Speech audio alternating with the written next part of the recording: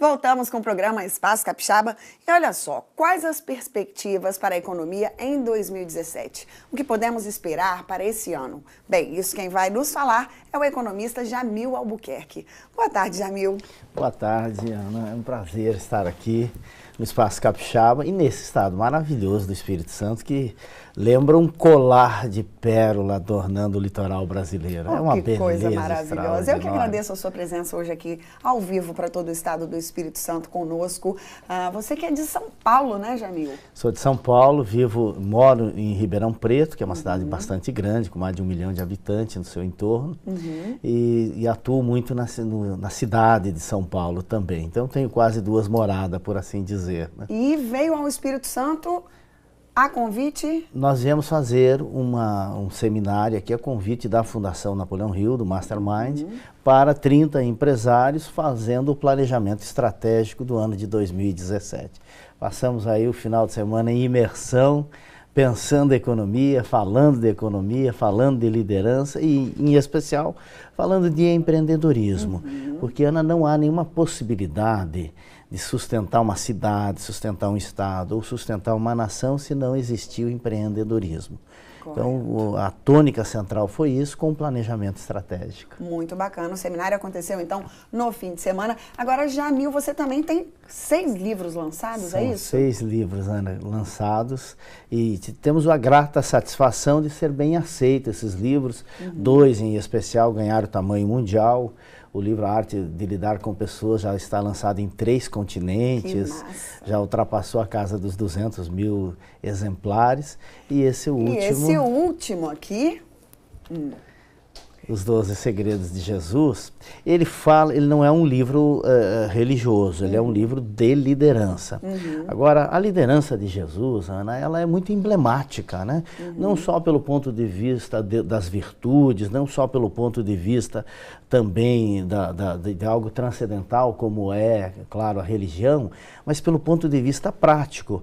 Porque se nós analisarmos ele como líder, Ana, e quem está nos vendo, primeiro, ele organizou uma metodologia com 12 homens, 12 executivos, que hoje tem, atualmente tem 3 bilhões de seres humanos que seguem esta filosofia que é o cristianismo. Depois, ele começou com uma equipe muito frágil, ele teve... Pedro era um analfabeto, ele tinha Tomé, que era um cético, queria que ver para crer, ele tinha João, que era um bipolar, ele tinha Mateus, que era um corrupto, ele tinha Judas que era um imundo, né?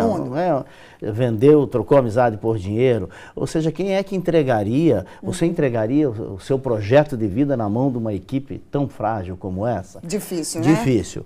Mas o que ele fez? Ele não desistia de quem o decepcionava e ele tinha uma estrutura muito grande de preparação de pessoas. Correto. Então, como fazer isso? Vim para a economia, foi um estudo que a gente fez e caiu muito bem, assim, no gosto das pessoas. É sucesso nacional. Nacional, está aí na lista dos 10 mais vendidos. Devorar em 2 segundos. Opa. Agora, Jamil, conta pra gente quais as expectativas, né, as perspectivas para a economia no ano de 2017. Ana, assim, em economia, expectativa gera fato. Aliás, não é só em economia, na vida a expectativa acaba se transformando em fatos, mas na economia isso é muito mensurável.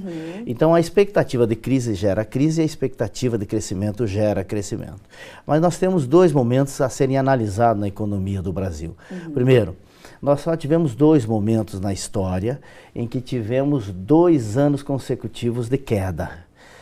Desde quando, da história brasileira e desde quando começamos a medir a economia, depois do Estado Novo, que começou a perceber e medir e aferir o resultado econômico do ano. Então só tivemos 2 momentos. Coincidentemente, esses 2 momentos foram em 2 momentos de impeachment. Um do Collor e outro agora da presidente Dilma. O do Collor foi 2 anos de queda, mas tinha algumas coisas interessantes lá. Primeiro, a gente já vinha de uma grande crise. E foi uma marolinha o que houve de queda lá. Nesse tempo, lá foi marolinha, né? Agora foi um tsunami. Além de ser um tsunami, teve um fato muito diferente, porque nós vínhamos de um período de prosperidade. Sim. Todo mundo tinha experimentado essa prosperidade e caímos numa queda brusca. Nós devemos fechar o somatório de queda dos 2 anos consecutivos, mais de 2 dígitos.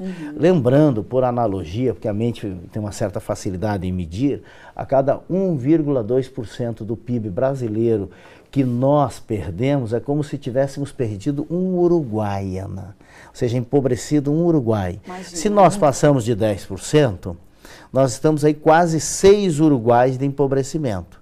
O Uruguai é um país que tem 3.200.000 habitantes. Se tirar as crianças e tirar os velhos, eles devem ter em torno de 2 milhões e poucos de pessoas produtivas, trabalhadoras. Então, 6 vezes 2 é 12. É os 12 milhões de desempregados que nós temos dentro do Brasil atualmente. Então, de fato, nós em 2 anos empobrecemos 2 Uruguais. Bom, essa é a parte ruim. Essa é a parte dramática do resultado dessa crise que nós tivemos de confiança política e administrativa. A parte boa é que as empresas, de alguma maneira, anteviram que isso tinha que voltar a crescer. Eles adiantaram o ano e começaram a se organizar já em novembro, dezembro. E o ano já começou, tem vários indicadores macros que mostram que nós devemos crescer aí entre 0,5% e 1%. O que não é muito, mas não estamos lá no fundo do poço. Primeiro você né? estanca uma queda, o que é muito importante. O gráfico é assim, ele bateu no fundo do poço, o fundo do poço mesmo nós atingimos na economia o ano passado, foi no mês de agosto. Lá nós batemos no fundo do poço. Depois ele vem o que se pode chamar do gráfico arrastando-se pelo fundo do poço. Então ele começou a inversão da curva começou a subir, já se notou um pouquinho em dezembro e já se nota-se um respiro agora. Mas não é só um respiro, existem indicadores macros de grandes negócios. O que significa isso? É a quantidade de grandes máquinas que começam a ser vendidas, as quantidades de locomoção e transporte, isso são indicadores macros. Vou dar um exemplo para quem está assistindo. Quando se inaugurou a ponte aérea Rio-São Paulo, se estabeleceu quais os negócios que iriam crescer naquele entorno, porque teriam um longo prazo.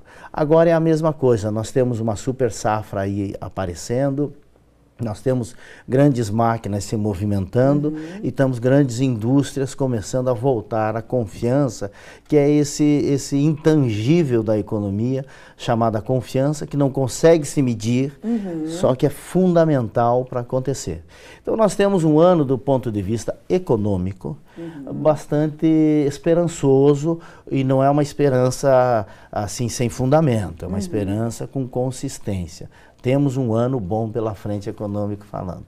Então, é uma boa notícia, vamos assim dizer, para o Brasil. Que bom, né? Isso também, acho que por parte de muitos empresários, como você falou, que viram, né, essa possibilidade da situação não melhorar e se reinventaram, não é isso? É o cansei da crise. Por exemplo, esse final de semana a gente já passou planejando. Por quê? O pessoal já quer no início do ano planejar. O ano largou? Vamos em frente. Vamos em frente que tem espaço para crescer, tem espaço para produzir. E essa de que o ano só começa depois do carnaval caiu por terra. Caiu por terra. A gente já está andando. O carnaval é um evento que acontece dentro do ano. E vamos em frente e produzir, porque o Brasil é muito grande. Tem 210 milhões de consumidores para fazer a riqueza rodar.